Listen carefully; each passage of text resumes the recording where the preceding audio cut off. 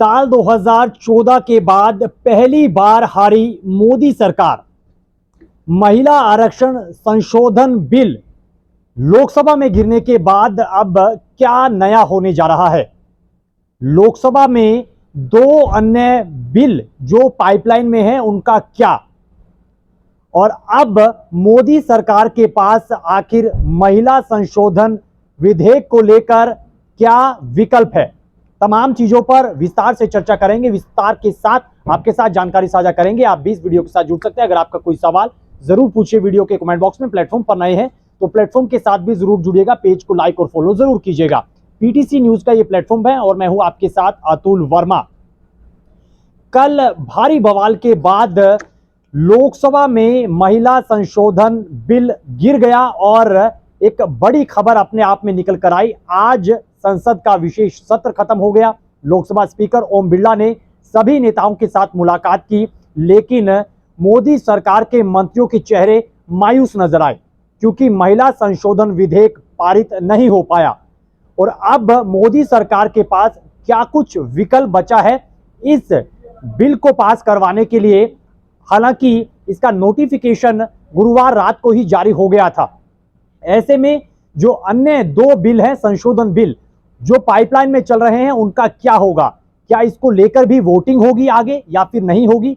बहुत सारी चीजें जिन पर चर्चा करनी बनती है। सबसे पहले तो आपको बताएं, जो कल महिला संशोधन बिल पर लोकसभा में वोटिंग हुई वो किस वजह से गिरा। चूंकि विपक्ष एक मजबूती के साथ एक साथ खड़ा हुआ निकल कर आया और बिल के विरोध में वोट किए, और जो 2/3 बहुमत था वो मोदी सरकार हासिल नहीं कर पाई। यानी कि 352 जो है वो वोट चाहिए थे और 54 वोट से ये जो बिल था वो गिर गया।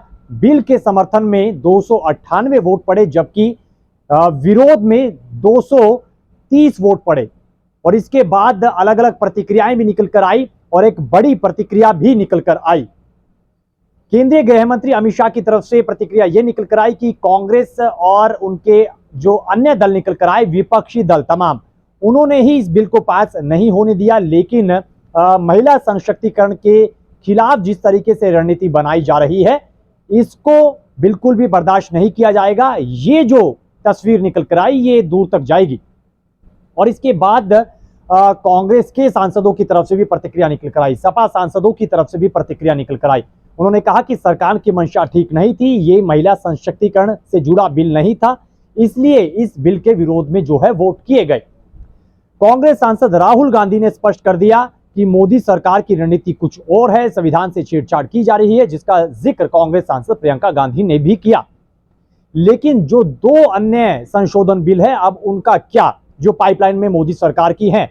एक परिसीमन बिल है जिसको लेकर मोदी सरकार ने इस बात का जिक्र किया कि जातिगत जनगणना के आधार पर परिसीमन किया जाएगा और इसके साथ ही महिलाओं को 33% आरक्षण दिया जाएगा। केंद्र शासित प्रदेश कानून संशोधन जो विधेयक है 2026, जो ये तीनों संशोधन बिल है ये एक साथ जुड़े हुए हैं।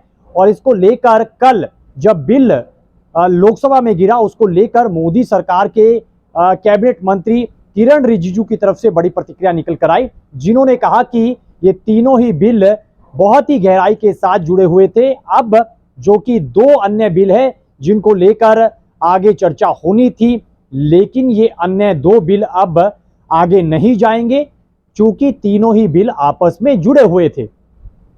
ऐसे में 2029 की जो रणनीति तैयार कर रही है मोदी सरकार, उसके बीच अब एक बड़ी अड़चन आ खड़ी है, क्योंकि अब मोदी सरकार कहीं ना कहीं बैकफुट पर है।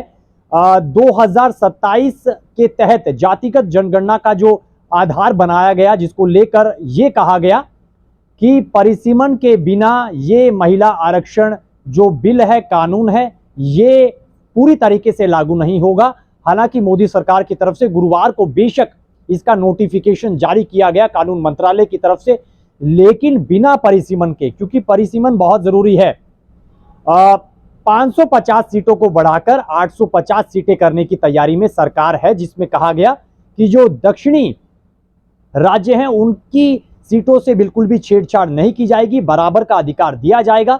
लेकिन उसके बावजूद डीएमके या फिर अन्य दलों ने एकजुट होकर इस बिल के विरोध में जो है वोट किए। और अब चूंकि जातिगत जनगणना का अगर जिक्र कर ले तो 2011 के हिसाब से होगी और फिर उसकी प्रक्रिया अंतिम चरण में है, लेकिन बिना परिसीमन के महिला आरक्षण जो कानून है वो लागू नहीं होगा। बेशक इसका नोटिफिकेशन जारी हो चुका है। ऐसे में सरकार के लिए एक बड़ा सवाल है, विकल्प जरूर है लेकिन नए विकल्प तलाशने होंगे और एक बार फिर से सदन में लौटना होगा, एक बार फिर से चर्चा होगी, एक बार फिर से अन्य दलों से अपील करनी पड़ेगी। बेशक प्रधानमंत्री नरेंद्र मोदी और केंद्रीय गृह मंत्री अमित शाह ने 3 दिन के इस विशेष सत्र में सभी दलों से अपील की, सभी दलों को महिला सशक्तिकरण से जुड़े इस बिल का समर्थन करने को कहा, लेकिन विपक्ष ने इसका कड़ा विरोध किया और कहा कि संविधान से छेड़छाड़ के बहाने ये चीजें की जा रही हैं और ये वो महिला आरक्षण से जुड़ा बिल नहीं है जैसा कि कांग्रेस के वक्त में इस पर विचार किया गया था, या कि जैसा कि 2014 में जब सरकार आई थी जिस पर चर्चा की गई थी वैसा यह बिल है, या कि 2023 में नारी संशोधन जो विधेयक की बात मोदी सरकार ने की, तो इस तरीके से चीजें चली हैं। बेशक 2023 वाला ये महिला आरक्षण कानून है, इसको लेकर नोटिफिकेशन भी जारी हुआ है, लेकिन ये बिल लोकसभा में गिर चुका है। नए विकल्प अब सरकार को तलाशने पड़ेंगे और इसके बिना आगे नहीं बढ़ा जा सकता। अन्य 2 बिल भी पाइपलाइन में जरूर थे, लेकिन अब सरकार बैकफुट पर पूरे तरीके से है। बिना परिसीमन के महिला आरक्षण जो कानून है वो पूरे तरीके से लागू नहीं हो सकता, तो परिसीमन बिल भी अपने आप में बहुत अहम हो जाता है। बेशक सरकार ने इस बात का हवाला दिया था कि 2029 में महिला आरक्षण जो कानून है उसको पूरे तरीके से लागू कर दिया जाएगा, लेकिन उससे पहले 2027 में आरक्षण के तहत जो जातिगत जनगणना है, परिसीमन है, उसकी प्रक्रिया पूरी की जाएगी और उसके बाद ही महिला आरक्षण कानून लागू होगा। लेकिन अब सरकार पूरे तरीके से बैकफुट पर है। जो 2 अन्य बिल थे, क्योंकि एक बिल महिला आरक्षण से जुड़ा जो संशोधन बिल है वो कल लोकसभा में गिरा, उसके बाद जो 2 बाकी विधेयक बचे, परिसीमन बिल और केंद्र शासित प्रदेश कानून संशोधन बिल 2026, बेशक पाइपलाइन में चल रहे थे, लेकिन किरण रिजिजू ने साफ कर दिया कि तीनों ही जुड़े हुए बिल थे आपस में गहराइयों से और इसको भी सरकार अब आगे नहीं बढ़ाएगी।